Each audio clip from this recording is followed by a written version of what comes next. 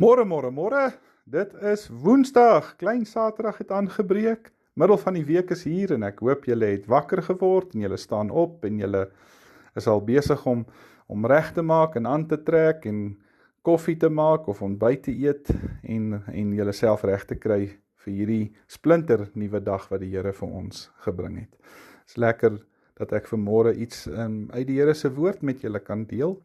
En daai stukkie wat ek vanoggend deel kom uit 1 Tessalonisense 2 en ek lees vir julle vers 13.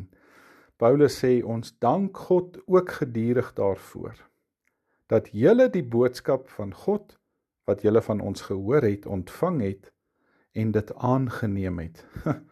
Wat 'n ongelooflike ding is dit vanmôre om die klem te laat val op die woord wat my vanmôre trek en dis daai woord aangeneem het. Dis een ding om die boodskap van God te hoor. Dis 'n ander ding om dit te hoor en dit aan te neem, dit joune te maak. En daarom is dit eintlik goed vanmôre om vir jou te sê, droom nuwe drome los vir God. Miskien is jy eers in jou lewe vasgeval in een of ander spiraal van jou geestelike lewe. Jy sien net al die slaggate in die pad voor jou. Jy sien ook nie meer dat daar nog paaie is wat wel nog heel is nie. Nee, jy het vasgeval geraak, jy het moed verloor. En weet jy dat daar's baie Christene wat maar ook in negativiteit en in wanhoop in hulle eie kerke vasval. En dan baie keer as gevolg van frustrasie. En dis dan altyd almal anders se skuld en nooit joune nie. Jy sê baie keer, nee wat, dis net 'n klomp wit gepleisterde skynheilige gesigte wat daar in die kerk sit. Jy gaan nou nie meer kerk toe nie, dis nie meer vir jou nie. Wel, as jy so redeneer, dan groei jy vas. Want dan het jy jou eie visie verloor. En as daar nou net jy vanoggend, al is dit net jy, wat vanmôre 'n nuwe droom begin losdroom vir God, dan is hierdie woord vanmôre vir jou bedoel. Paulus sê, ek dank God dat julle die boodskap van ons nie net gehoor het nie, maar dat julle dit aangeneem het. Hierdie is nie 'n motiveringspraatjie nie. Dis die woord wat God vir jou gee, en dis daai woord wat aan die werk is in almal wat glo.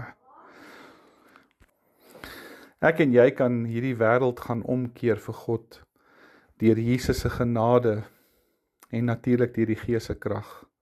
Want ek en jy kan 'n nuwe verwagting kry, wat die Heilige Gees in ons kom skep, oor die boodskap wat ons hoor. En dan verheerlik 'n mens God op nuwe maniere. En dan droom jy verby jou eie beperkings, verby jou eie sigbaarheid. Want jy weet aan wie se koninkryk jy behoort. Jy behoort aan God se. En daarom is dit goed om God se woorde aan te neem. Want dit gaan nooit oor jou eie vasval in die wêreld nie. Dit gaan nooit oor jou eie geloofspad wat stagneer of stil gaan staan nie. Dit gaan dalk net oor die feit dat jy so bietjie verloor het om te droom.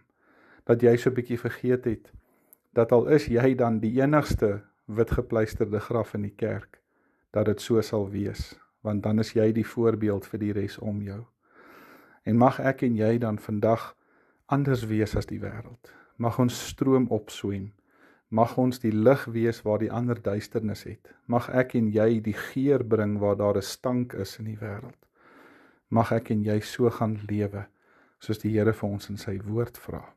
Kom ons bid saam. O dierbare Here Jesus, ons kom vra dat U ons vandag sal help, om absoluut net in U lig te gaan lewe, om anders te lewe as die res. Help ons ook daartoe, om nie vasgeval te raak in 'n spiraal van 'n geloofslewe wat net afspiraal na onder toe nie, maar dat ons nuwe drome sal droom saam met U, nuwe hoogtes sal bereik, en dit tot eer van Jesus alleen. Amen. Baie dankie julle almal, ek hoop dat julle 'n wonderlike en 'n geseënde nuwe dag het. Môre praat ons weer, totsiens.